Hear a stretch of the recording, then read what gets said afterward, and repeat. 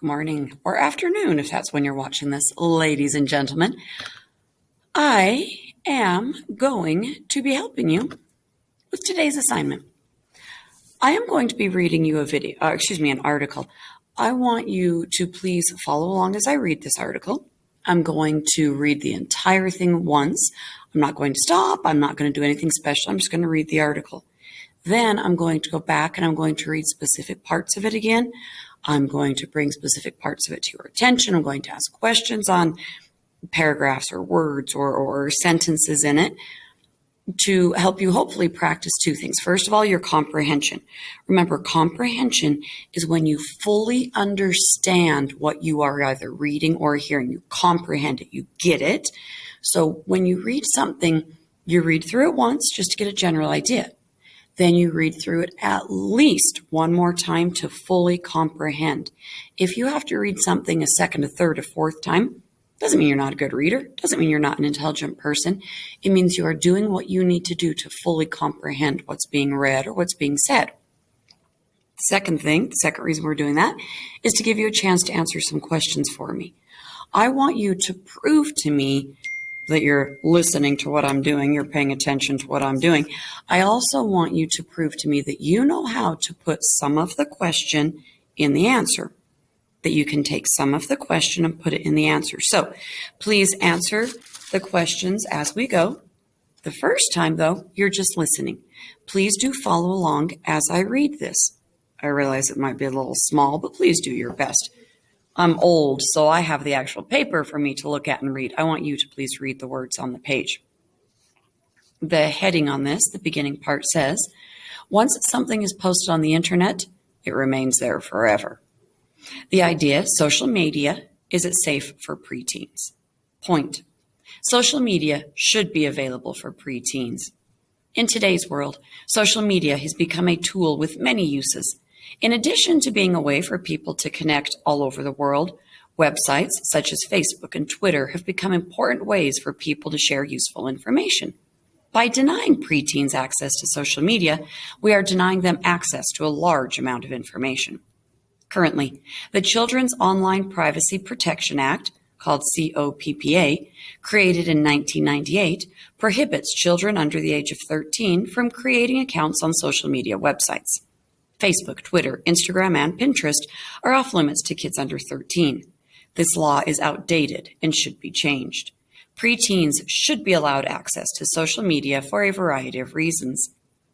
Because social media has become so prevalent in our society, it is important for adolescents to learn how to use these tools appropriately. By the time children reach the age of 11 or 12, they have already become quite aware of the allure of social media. 11 is old enough for children to understand the consequences of their actions, both online and off. During the preteen years, children should begin practicing the world of social media so that they will be well prepared to interact in this world by the time they become teenagers and adults. With appropriate adult supervision and guidance, preteens should have no trouble navigating the world of social media. Facebook is developing a version of the site that would allow special parental supervision for children under the age of 13. If children are aware that their parents can see everything they do, they are more likely to behave appropriately. Besides Facebook, there are already a lot of preteen-friendly social media sites that include parental controls. Many of these sites don't require much personal information in order to sign up.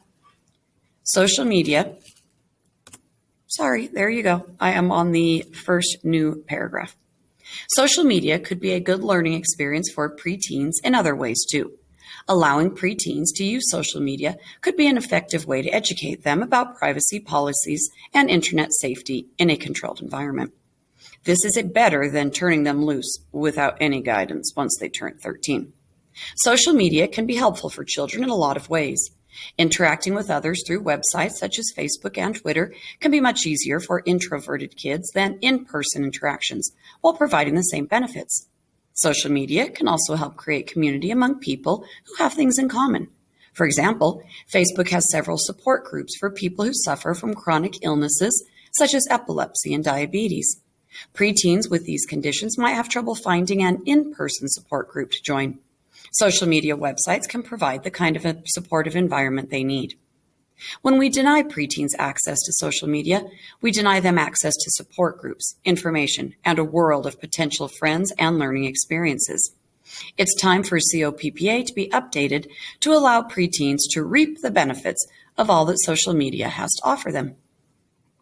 Counterpoint: social media is dangerous for preteens. The world is becoming more and more fast-paced. The time that children are able to spend just being kids is shrinking all the time. Everyone knows that social media has become a huge part of our everyday lives. Facebook allows children as young as 13 to create accounts, even though there are currently no special provisions for parental supervision. The internet is still in its infancy, and it can be a dangerous place for children. Preteens should not be allowed on social media websites. The obesity epidemic in our nation is already a serious problem. Several programs have been instituted to get children exercising outdoors and away from the television set and the computer. Sanctioning social media usage for preteens would be adding just another obstacle to keeping preteens outside and active. Facebook is working to launch a preteen-friendly training wheels version of the website. However, their main goal is to boost market share by increasing advertising revenue. What this means for preteens is that Facebook is more interested in advertising to them than in including them or teaching them how to use social media safely and effectively. Preteens are highly susceptible to marketing that is targeted at them, and they are already exposed to plenty of advertising on television, billboards, computers, and even in some schools. It is important to minimize preteens' exposure to advertising wherever possible, and social media websites are often riddled with ads.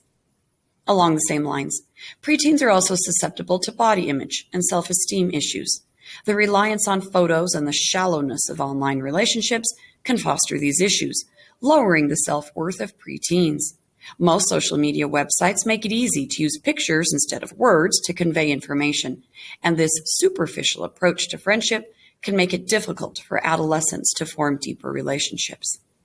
Of course, preteens can't be expected to have the foresight necessary to keep from posting words and images that might come back to haunt them later. People are especially sensitive to criticism and embarrassment during the preteen years. Something that might seem like a good idea to post one day might be a terrible idea the next. Once something is posted on the internet, it remains there forever. Even after you take it down, it might resurface later, even if you don't want it to. We live in a world in which politicians can be brought down by a single photo unearthed from the internet. Allowing preteens to upload information to the internet is too risky for their future. The advent of cyberbullying shows that preteens and even teenagers are often not quite mature enough to understand how their behavior can affect others. Cyberbullying is rampant among young Facebook users. Allowing even younger people to use this social website is likely to worsen the problem. Social media has become a mainstay in our society, and it doesn't look as if it is going away anytime soon. Once children turn 13, they will have their entire lives to use social media. There's no reason to rush it. When the risks are so great, why not be patient? Ladies and gentlemen, as I was reading that, I hope you did also two things. First of all, I hope you were making some connections. You were thinking about, yeah, I agree with that, or no, that's totally wrong. You were thinking about what you know from your own life and connecting it in your brain, clicking those puzzle pieces together, what you're hearing, what you're reading, to what you already know. That's making a connection. And so it helps you understand what you're reading to connect with it. Another thing I really hope you got when as I was reading that is that there are two totally different opinions being presented. There's someone saying why social media for younger people is good, why social media for younger people, 13 and younger, is negative. We're going to be talking the next few weeks about how to make an opinion and how to give both sides, how to say, here's why I'm right, here's why people think I'm wrong. So we're doing so many things. We are practicing our comprehension, understanding what we read. We are practicing putting part of the question in the answer. And now we are adding to that, putting part of the question in the answer, but defending our opinion, explaining why we think we are right and why someone else might be wrong. Let's take a look back at the very beginning. Very first page I started reading to you. It says, The point, social media should be available to preteens. A teenager is 13, 14, 15. So a preteen is from being a brand new baby up to being 12 years old. The first part of this article explains that social media should be available to preteens. That lets your brain know, okay, what I'm going to read next, even if I don't agree with it, it is going to explain why social media should be available to younger children. It then, here's your first question, says, in today's world, social media has become a tool with many uses. In addition to being a way for people to connect all over the world, websites such as Facebook and Twitter have become important ways for people to share useful information. By denying preteens access to social media, we are denying them access to a large amount of information. Your question number 1. What is one of the problems of denying access of social media to preteens? Now, I'm not asking if you agree with that or not. I'm asking you, based on what you read, what is one example of a problem of denying social media to access to preteens? Remember, you only get points on this answer if you give me a full answer. One problem of denying access to social media for preteens is, you fill in the blank. That is your question number 1. Question number 2. I circled 2 of the words in bold. Many times, at least when you're reading something for school, if a vocabulary word is important, it is going to be in bold. It's going to be thicker. It's going to be fatter. Books do that to say, whoa, hey, look at me, I'm an important word, look at me. So that's why these words are in bold. It says, social media has become so prevalent in our society. Prevalent. If something is prevalent, it's in your face. It's not going anywhere. Even if you try to get away from it, you can't. Another word that's in bold is allure. Allure. It says students and children have become aware of the allure of social media. If there is an allure or if something is alluring, it's trying to get your attention, and not in a bad way. If I walk down the main hall and the cooking classes have been cooking, the smell is very alluring. It will, it gets my attention. It makes me hungry. It doesn't make me run away and hide. If I personally like the smell of flowers. The smell of flowers is very alluring. When I go on a walk with my dog in the springtime and the summer, I'm going to walk through the parts of my neighborhood that have a lot of flowers. The flowers allure me. They catch my attention. They make me want to go there. Now that you listen to me explain those, please answer this question number 2. Oh my goodness. Question number 3, same paragraph. If you look at the highlighted part, it says, 11 is old enough for children to understand the consequences of their actions, both online and off. During the preteen years, so before 13, children should begin participating in the world of social media so that they will be well prepared to interact in this world by the time they become teenagers and adults.